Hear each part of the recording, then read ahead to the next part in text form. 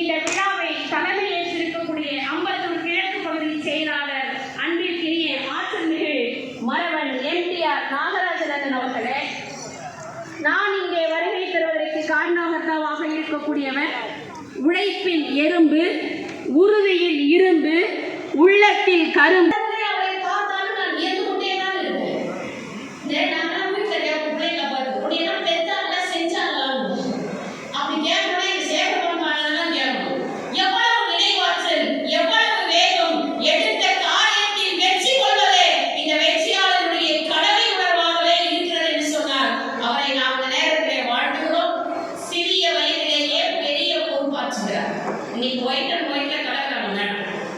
சிறிய வயதில் பெரிய பொறுப்பு, எப்பொழுதும் முகத்தில் மழலையின் சிரிப்பு, கழகத்தின் ஜோன் ஆஃப் ஆர்க், சென்னை மேயராக முழு மார்க்.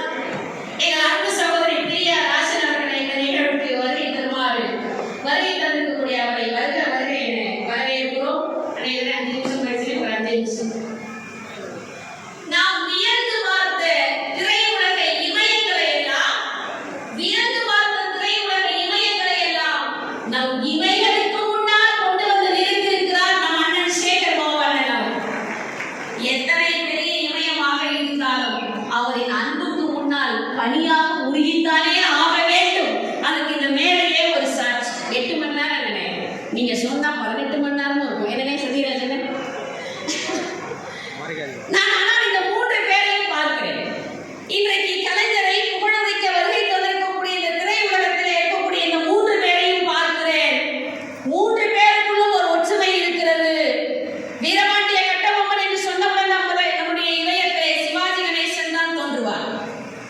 பகத்சிங் என்று சொன்னால் அவர்தான் தோன்றுவார். கர்ணன் என்று சொன்னால் அவர்தான்.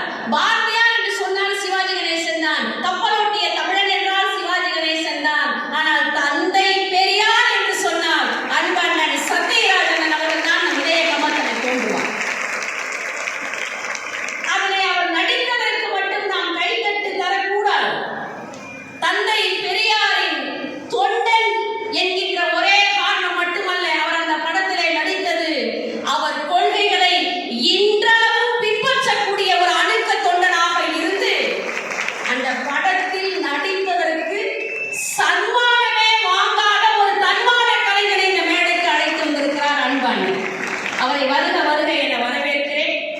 நான் எல்லாம் மகளிர் மட்டும் படத்தை பார்த்துட்டு கொலவெறியோட தேட்டர் விட்டு வெளில வந்தேன். அந்த மனுஷன் மட்டும் என் கையில கிடைக்கட்டும், சக்தியாக்கணும் இல்லையா பாருங்க. ஆனா நான் வாழ்நாள்ல நினைச்சு பார்த்ததே இல்லைங்க.